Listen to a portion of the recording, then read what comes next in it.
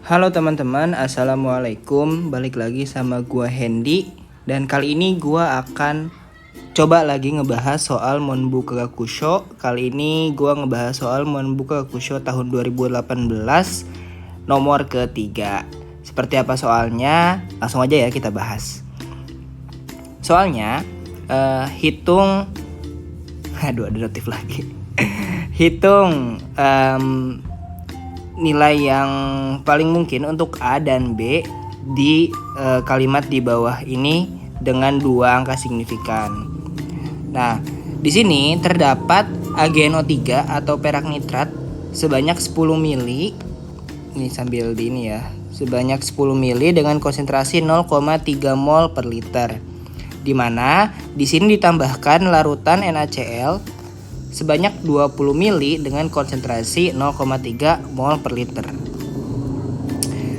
Reaksi ini menghasilkan endapan AgCl dan berkesetimbangan and equilibrium between solutes and the precipitate acid. Dan dia berkesetimbangan dengan ion-ionnya ya. Nah, konsentrasi dari Ag+ dan Cl+, Cl- yang larut itu kita tulis sebagai A dan B, mol per liter. Dimana diketahui konstanta kesetimbangan produk dari AgCl atau KSP-nya itu 1,8 dikali 10 pangkat min 10 mol kuadrat liter pangkat min 2. Nah, di sini proses yang terjadi adalah pertama si AgNO3 itu akan bereaksi dengan NaCl, guys. Asik, guys. Nah, akan menghasilkan AgCl ditambah NaNO3 ya. NaNO3. Nah, di sini kita punya 10 mili 0,3 mol per liter dan 20 mili 0,3 mol per liter juga ya. Mol per liter gitu. Nah, dari hasil reaksi AgNO3 dan NaCl kan nanti kita bisa menentukan ya mol dari AgCl-nya berapa. Nah, kalau misalnya kita udah tahu molnya, ternyata nggak semua dari mol dari si AgCl ini dia itu ngebentuk AgCl yang bentuknya larutan. Nah, jumlah dari AgCl yang larut itu hasil kali dari konsentrasi ion-ionnya itu akan sebanding dengan 1,8 kali 10 pangkat min 10. Dan sisanya dia akan mengendap ya. Mengendap sebagai padatan AgCl seperti itu. Sehingga bisa kita tulis di sini AgCl yang terbentuk itu akan berkesetimbangan dengan ion-ionnya membentuk Ag+ dan Cl- di mana nilai dari KSP-nya itu 1,8 dikali 10 pangkat minus 10 mol kuadrat liter pangkat min 2. Seperti itu. Nah, pertama yang harus kita lakukan itu adalah kita harus mencari konsentrasi dari sisa. Apakah yang bersisa itu adalah ion Ag+ atau AgNO3 atau yang bersisa itu adalah NaCl. Nah, kita di sini coba dulu cari mol dari AgNO3-nya. Ini kita tulis sini ya. 10 dikali 0,3 sama dengan 30 milimol. Sedangkan NaCl-nya 20 kali 0,3 sama dengan 60 milimol. Sehingga nanti akan bersisa ya, di sini akan bersisa karena AgNO3-nya lebih sedikit, berarti dia akan bertindak sebagai reaksi pembatas ya. Sehingga yang bereaksi di sini ada 30 milimol dan di sini ada 30 milimol juga. Nah, di sini bersisa sebanyak 30 milimol NaCl. NaCl sisa. Sedangkan AgNO3-nya tidak bersisa ya. Nah, karena kita tahu bahwa NaCl merupakan garam yang larut dalam air, sehingga NaCl ini itu bisa langsung terionisasi menjadi Na+ dan Cl-.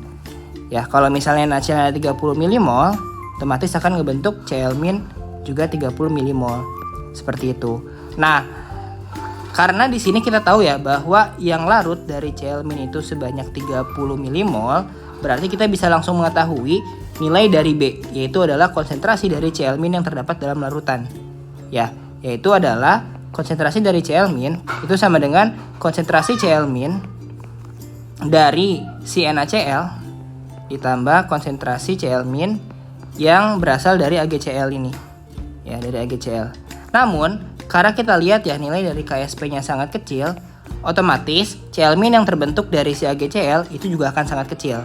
Berarti di sini kita asumsikan konsentrasi dari Cl- di NaCl itu jauh kebalik ya. Sorry guys. Jauh lebih besar dibanding Cl- tambah AgCl, sehingga bisa kita tulis Cl- yang larut itu akan sebanding dengan Cl- dari NaCl ya, atau sebesar mol per volume ya. Molnya itu 30 milimol, volume larutannya itu tadi ada 10 tambah 20 ya, berarti 30 juga. Berarti kita kok 30 sih, sorry guys, bukan 30, ini 3 ya kan, ini sorry kita hapus guys. Ini 3 milimol, berarti di sini minus 3 milimol, sisa ini 6 ya. Ini 3 milimol, ini 3 ya. Berarti di sini juga 3 milimol. Berarti di sini kita dapatkan konsentrasi dari Cl- ya 0,1 mol per liter atau 0,1 molar. Seperti itu. Nah, kita dapat nih nilai dari B-nya. Aduh, jangan hijau deh. Nanti nabrak. Woi. Nah. Ya, kita dapat ini yang B. Nah, gimana kita cari nilai dari A-nya atau konsentrasi dari Ag plus-nya? Itu kita tinggal pakai rumus dari KSP. Di mana KSP di sini adalah konsentrasi Ag plus dipangkatkan 1 dikali konsentrasi Cl-, pangkatkan 1. Di mana KSP-nya itu 1,8 dikali 10 pangkat minus 10. Konsentrasi Ag plus-nya kan itu A ya. Berarti A dikali Cl-nya 0,1. Berarti A sama dengan 1,8 dikali 10 pangkat minus 10 per 0,1 sama dengan 1,8 dikali 10 pangkat minus 9 mol per liter. Ini adalah A-nya. Seperti itu ya. Nah, ini mungkin teman-teman jangan sampai kekecoh. Jadi kalau misalnya kita pengen mencari kelarutan dari sebuah ion-ion suatu endapan, itu kita nggak bisa langsung pakai KSP-nya. Kita harus cari dulu apakah ada pengaruh dari ion senama yang larut, yang ada di larutan. Dalam kasus ini itu ada Cl- yang dari NaCl yang bersisa yang larut. Sehingga untuk mencari nilai dari kelarutan atau konsentrasinya itu harus dimasukkan konsentrasi dari ion yang larut tersebut. Seperti itu. Nah, mungkin buat video kali ini itu aja. Terima kasih buat teman-teman. Ditunggu video-video selanjutnya ya. Dan terima kasih. Arigatou gozaimasu. Assalamualaikum warahmatullahi wabarakatuh.